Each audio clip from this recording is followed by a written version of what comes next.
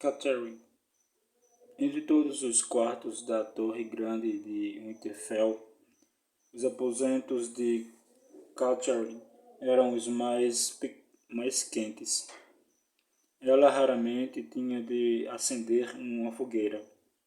O castelo tinha sido construído sobre nascentes naturais de águia quente, e as águias escaldantes corriam por suas paredes e quartos como sangue pelo corpo de um homem, afastando o frio dos salões de pedra, enchendo os jardins de vidro com um calor úmido, impedindo o congelamento da terra. Lagoas ao ar livre fumegavam noite e dia numa dúzia de pequenos pátios. Isso no verão era coisa pouca, no inverno era a diferença entre a vida e a morte. O banho de Catherine era sempre quente e cheio de vapor, e suas paredes mornas ao toque. O calor lembrava-lhe correrio dias ao sol com Lisa e Edmure, mas Ned nunca conseguirá se habituar. Os Starks eram feitos para o frio, dizia-lhe, e ela ria e respondia que, nesse caso, tinha certamente construído seu castelo no lugar errado. Por isso, quando terminaram, Ned rolou e saltou para fora da cama, como já fizera 1000 vezes antes. Atravessou o quarto, afastou as pesadas tapeçarias e abriu as altas e estreitas janelas, uma a uma, deixando entrar o ar da noite. O vento rodopiou à sua volta quando parou para olhar a escuridão, nu e de mãos vazias. Catherine puxou as peles até o queixo e observou. Parecia de certo modo menor e mais vulnerável, como o jovem com quem se casará no septo de Correrio havia 15 longos anos. Seus rins ainda doíam da urgência do amor. Era uma dor boa. Conseguia sentir a semente dele dentro de si. Rezou para que pudesse aí brotar. Tinham-se passado 3 anos desde Rickon. Ela não era velha demais. Podia lhe dar outro filho. Vou dizer-lhe que não, disse Ned quando se voltou de novo para ela. Tinha os olhos assombrados por fantasmas e a voz espessa de dúvidas. Catherine sentou-se na cama. Não pode, não deve. Meus deveres estão aqui no norte. Não tenho nenhum desejo de ser a mão de Robert. Ele não o compreenderá, e agora um rei, e os reis não são como os outros homens. Se recusar a servi-lo, ele quererá saber por quê, e mais cedo ou mais tarde começará a suspeitar de que se opõe a ele. Não vê o perigo em que nos colocaria? Ned balançou a cabeça, recusando-se a acreditar. Robert nunca me faria mal, nem a nenhum dos meus. Éramos mais próximos que irmãos. Ele me adora. Se lhe disser que não, ele jurará, planejará e estrondeará, e uma semana mais tarde estaremos juntos, rindo do assunto. Conheço o homem, disse ela. O rei é um estranho para você, Catherine. Recordava o lobo gigante morto na neve, com um chifre quebrado profundamente alojado na garganta. Tinha de fazê-lo compreender. O orgulho é tudo para um rei, meu senhor. Robert percorreu essa distância toda para vê-lo, para lhe trazer essas grandes honrarias. Não pode atirá-las à cara. Honrarias? Ned soltou uma gargalhada amarga. Aos seus olhos, sim, disse ela. E aos seus?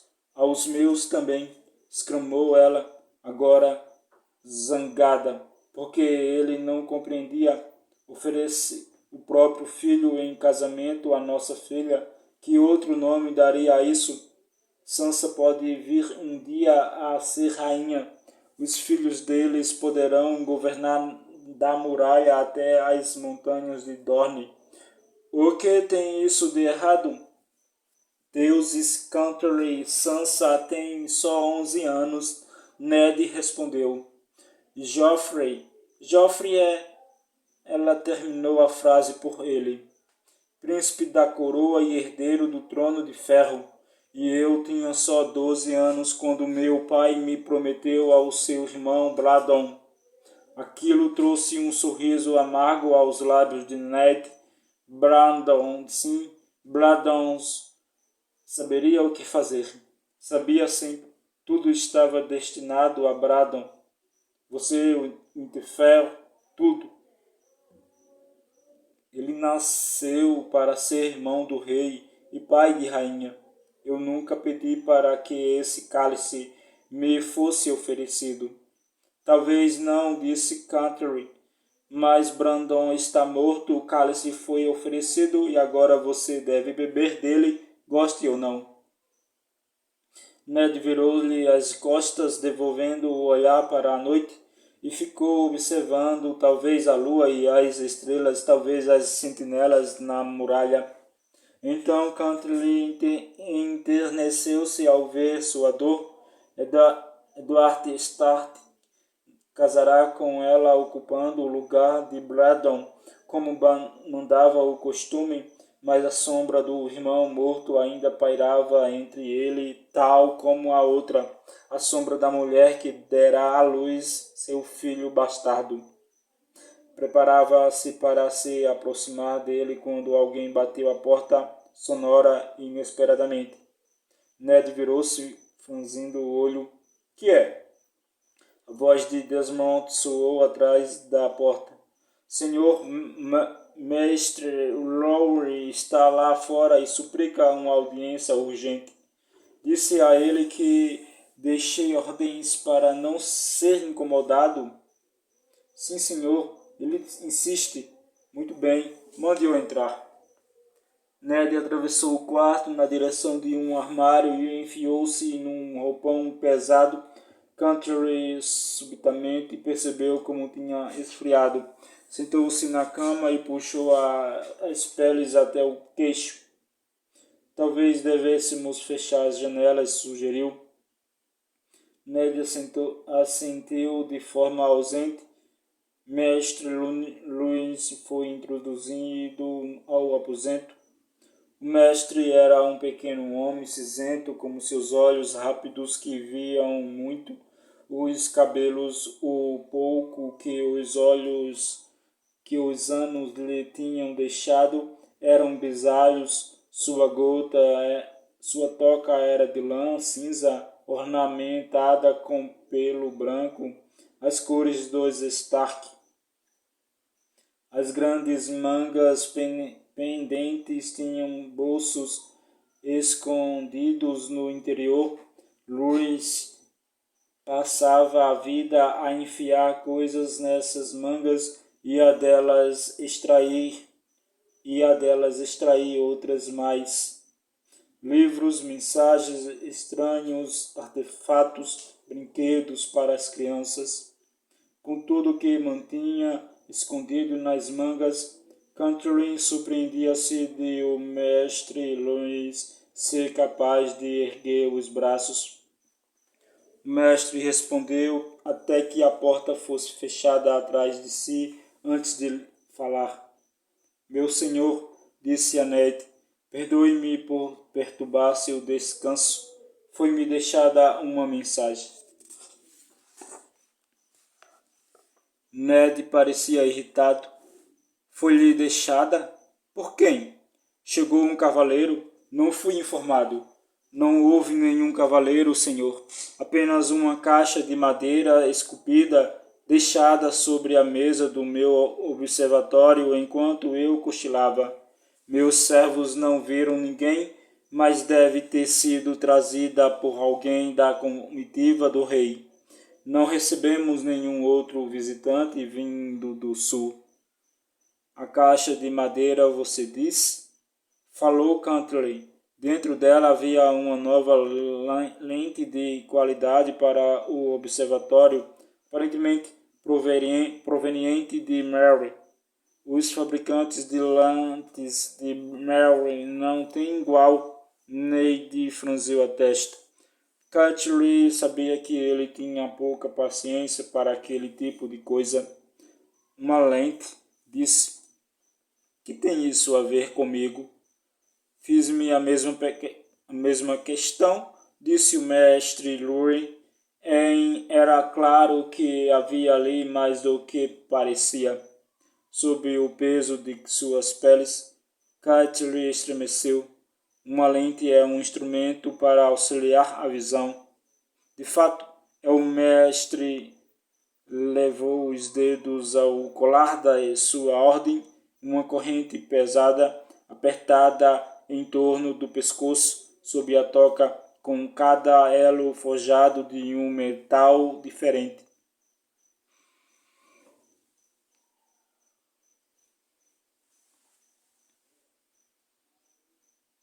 Cantley podia sentir o terror a agitar-se de novo dentro dela. O que é que eles querem que vejamos mais claramente? Foi isso mesmo que me perguntei. Mestre Louis retirou um papel muito bem enrolado de dentro da manga.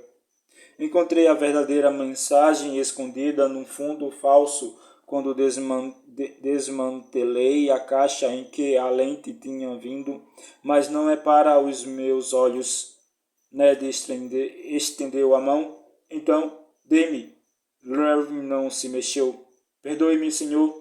A mensagem também não é para o senhor. Está marcada para os olhos da senhora Cantley e apenas para ela. Posso me aproximar?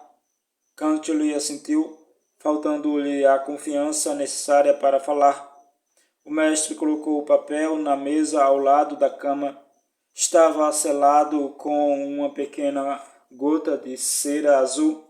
Louis fez uma reverência e preparava-se para sair. Fique, ordenou-lhe Ned.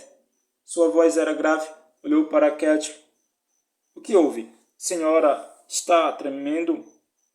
Tenho medo, ela admitiu. Esticou o braço e pegou a carta com mãos trementes.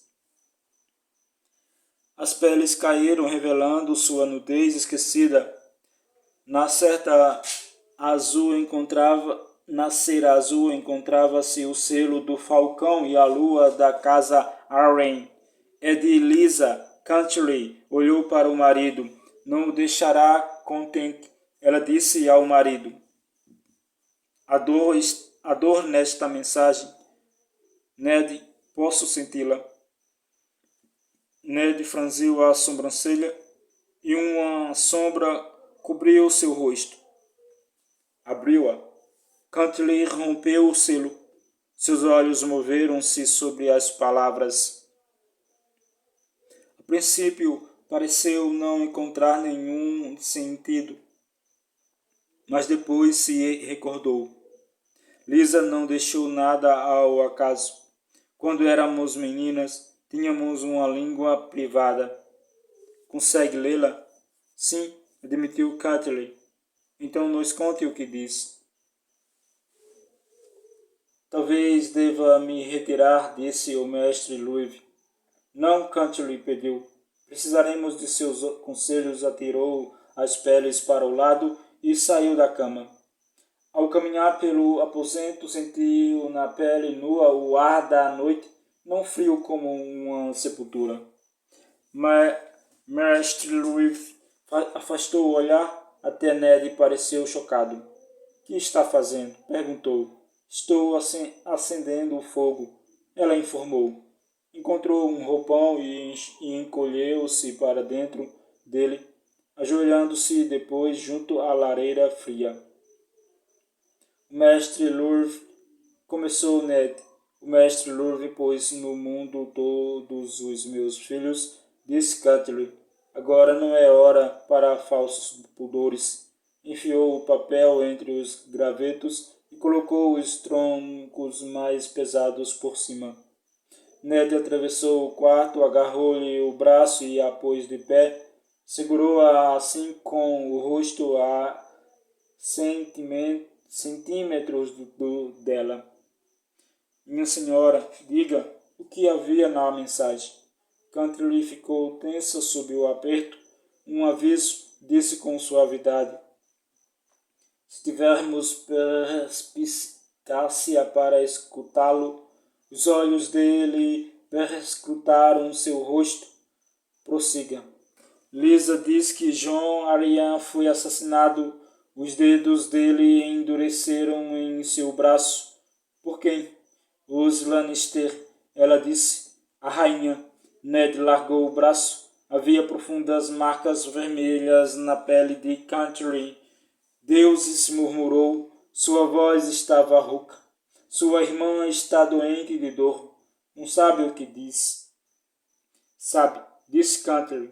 Lisa é impulsiva, sim, mas essa mensagem foi cuidadosamente planejada e inteligentemente escondida. Ela sabia que, se a carta caísse nas mãos erradas, isso significaria a morte. Para arriscar tanto, deve ter mais do que meras suspeitas. Catelyn olhou para o marido. Agora realmente não temos escolha. Você tem de ser a mão de Robert. Tem de ir com ele para o sul e descobrir a verdade. Vou de imediato que Ned tinha chegado a uma conclusão muito diferente. As únicas verdades que conheço estão aqui. O sul é um ninho de víboras que eu faria bem em evitar. Love puxou a corrente de seu colar no local onde lhe irritará a delicada pele da garganta. A mão do rei possui grande poder, senhor.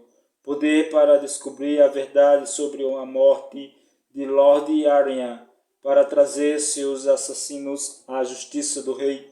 Poder para proteger a senhora Arryn e seus filhos e, se o pior se confirmar. Ned olhou desamparado em torno do aposento.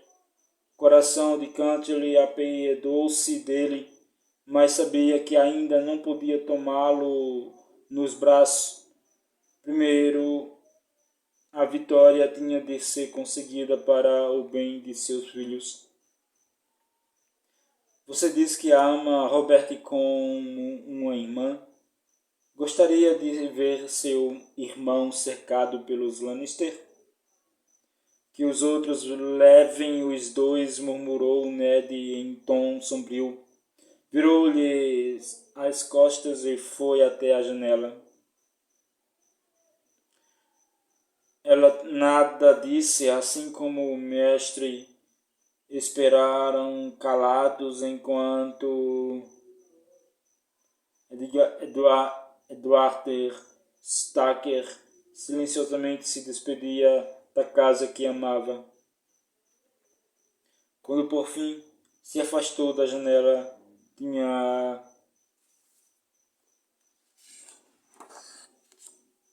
voz cansada, repleta de melancolia e um leve brilho úmido nos cantos dos olhos. Meu pai foi para o sul uma vez, a fim de responder à convocatória de um rei. Nunca mais regressou para a sua casa.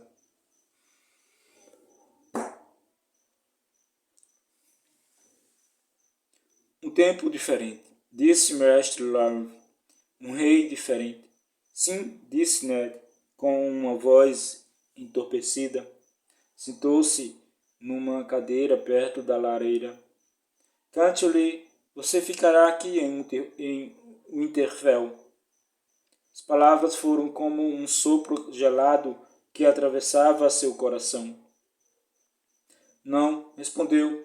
De súbito temerosa seria aquela a sua opinião? De súbita temerosa seria aquela a sua punição? Nunca voltar a ver o rosto dele, nem sentir seus braços em volta de seu corpo? Sim, disse Ned num tom de quem não toleraria discussões. Deve governar o norte em meu nome enquanto traço das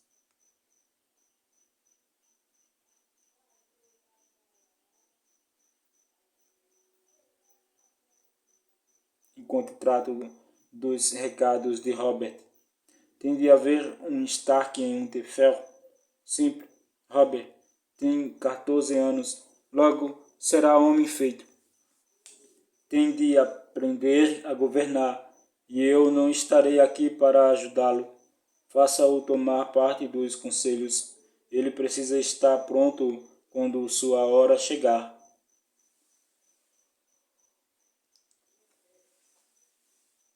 Que os deuses permitam que ela não chegue por muitos anos, murmurou Mestre Love. Mestre Love, confio em você como no meu próprio sangue. Dê à minha esposa a sua voz em todas as coisas grandes e pequenas. Ensine a meu filho aquilo que ele precisa saber. O inverno está chegando. Mestre Louis assentiu com gravidade. Então caiu o silêncio até Cantley reunir coragem e as outras crianças e colocar a questão cuja resposta mais temia. E as outras crianças? Ned levantou-se e tomou-o nos braços, trazendo-lhe o rosto para junto do seu. Hagson é muito novo, disse com suavidade. Deve ficar aqui com você e Robert. Os outros levaria comigo, e eu não suportaria, disse Cantley, tremendo. Tem de suportar, disse ele. Sansa deverá desposar Joffrey. Isto é evidente agora. Não devemos lhes dar motivos para suspeitar de nossa devoção. E já é mais que tempo de Arya aprender os costumes de uma corte do sul. Dentro de poucos anos, ela também estará em idade de se casar. Sansa brilharia no sul, pensou Cantley para si mesma, e os deuses bem sabiam como Arya precisava de requinte. Relutantemente abriu mão delas no coração, mas Bran nunca. Sim, disse, mas por favor, Ned, pelo amor que me tem, deixe que Bran fique aqui em Winterfell. Ele só tem 7. Eu tinha 8 quando meu pai me enviou para ser criado no ninho da águia. Ele respondeu, Sir Roderick me disse que desiste.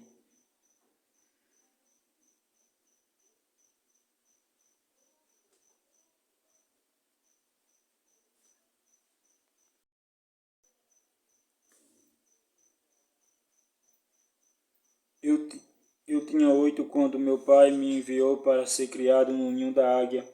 Ele respondeu, Sir Roderick me disse que existe maus sentimentos entre Robb e o príncipe Joffrey. Isso não é saudável.